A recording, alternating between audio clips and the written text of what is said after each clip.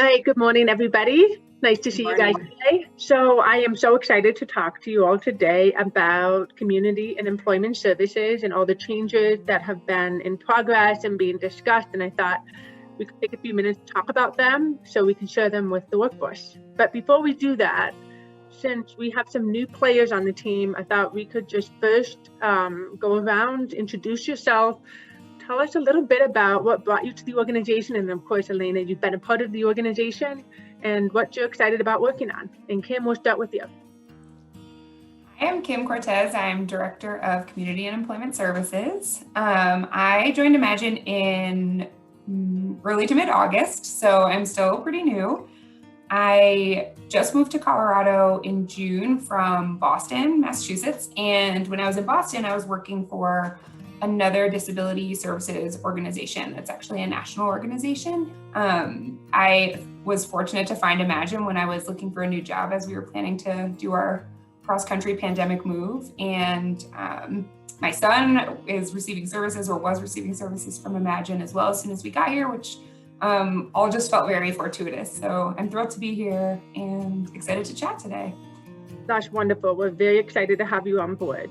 Lauren, why don't you tell us a little bit about yourself? Hi, I'm Lauren Riley.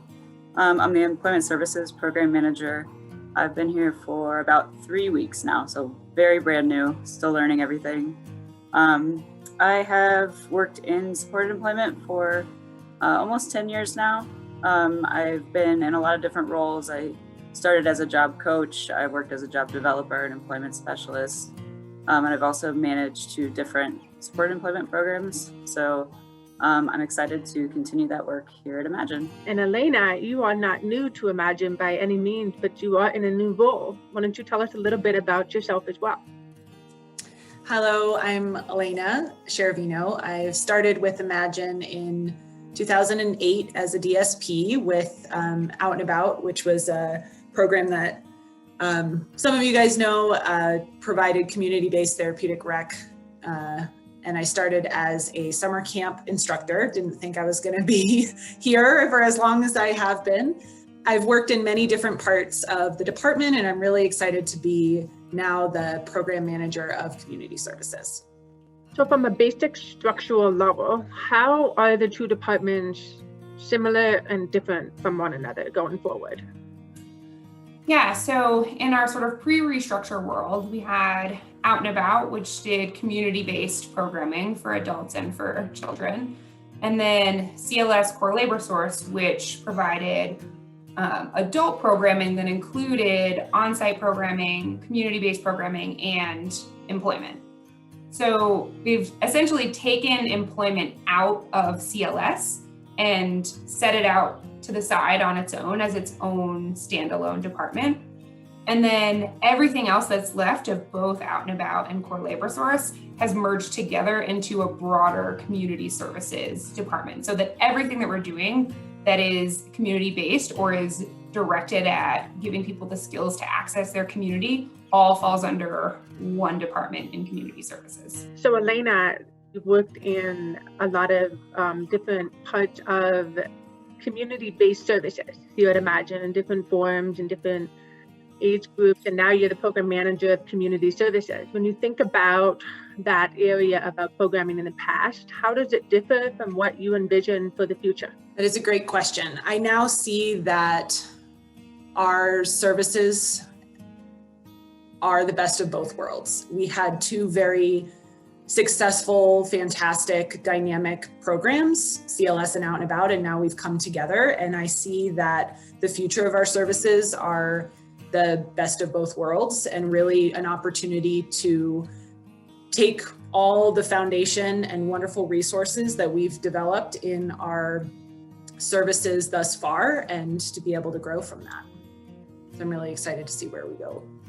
So Kim, since you've stepped into this role over the summer, you came in at the beginning of the restructure of these 2 departments. You spent a lot of time learning about the different areas and focus and have had time to contemplate the challenges on the horizon. When you think about what these departments will look like in 5 years, tell us what we will see. What does that look like? Yeah, I think just to piggyback on what Elena was saying and start with community services, I think that something that's been very increasingly clear, I guess, for me is what a sort of natural and beautiful marriage, the sort of skill building, skill-based focus of former CLS and the therapeutic rec planning from former Out and About, the way those two things can merge to help us develop even more person-centered programming on the community level. So instead of focusing on sort of just what's out and available in the community or what we might have in-house expertise in, being able to really drill down to the client level and see what folks want to be developing in terms of skills and for what purpose, and how do those subtle differences influence the way that we design programming for that individual and how we engage with them in what our offerings are, and how do we structure our offerings differently based on what the universe of clients we're serving looks like at any given time. One of the things that I think is really exciting about the employment program and the role that Imagine can play is the fact that Imagine for a long time has been seen as the provider of last resort in our community. And I think for a lot of our folks that we serve who, whether they're in employment or not, employment may have been sort of written off for them as an option, right? Like the people in their lives or the age at which they sort of came up through the education system, they may not have had the experience of having employment be a focus for them for what their goals could be or what was even possible for them, right? And I think what Imagine can bring to the table is a sort of paradigm shift around that for our clients, right? Like if you want to work in the community, we can help you get a job in the community. Lauren, you're not coming to Imagine new to this industry. You've worked for other employment services provider, and I know that you've only been here for 3 weeks, so you're still very much learning. But what is your immediate reaction to what we've got going on here at Imagine? And specifically, what are you excited about working on in the immediate future? So I think some things that I'm excited about working on are I want to be able to take advantage of some of the offerings like Kim was talking about that the state has to offer with some of the new training opportunities that they're putting out there, to be able to increase the diversity of employment opportunities that we can offer to our clients, increase the availability to be able to help our clients explore career paths that are more individualized, and to be able to train our staff in ways of customizing employment for our clients. So I think that's the direction that hopefully we're headed towards the next several years, of helping our clients to achieve independent employment over a period of time. So those are the things that I'm really excited about. Elena, we've had so much success in our community-based programming through formerly known Out and About and school-age services, and you've been working in this space of Imagine for a long time. When you hear Kim talk about the next iteration of community and employment services, what are you excited about tackling in the next 12 months? That's a great question. I mean, with the unknowns, obviously, with the pandemic and things like that, the one thing that I'm really excited about are the new ideas and innovative solutions that we are going to come up with. I mean, if I could look back and tell myself the March Elena that we were going to be where we are now with a robust virtual program, successful small group offerings, just such creativity to service offerings, I'd be like, wow, that's really impressive. So I know that I'm looking at my future self and I'm already telling myself from saying, you're going to do some great things. What can any of our stakeholders do to help support your vision for community and employment services, whether it's an employee, a volunteer, a business in the community, a member of our board of directors? How can we help bring this to fruition, this vision to fruition? This always feels like an easy question for me on the employment side, even though it's definitely in the realm of easier said than done.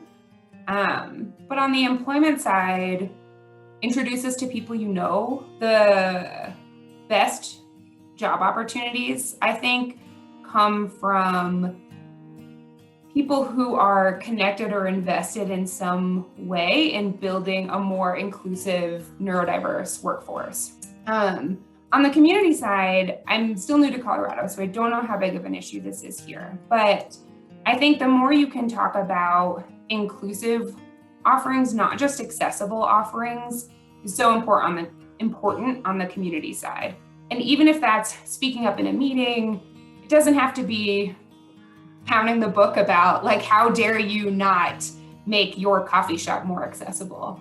I think a lot of exclusion comes in part from ignorance, and not that ignorance is excusable, but sometimes just raising the question or pointing out the absence of a certain population in a space can open up doors and lines of communication that lead to more inclusive opportunities for our folks. So when you're out in the world, just think about us and talk about us.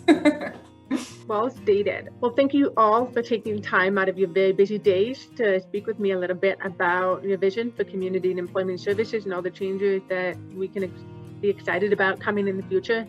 I think it's, especially right now in the world that we live in, which is just so filled with tough stuff, like between the pandemic and the wildfires and all the ripple effects of public health and natural disasters, it can be it's easy to stay focused on the here and the now and managing the crisis that's happening in front of us.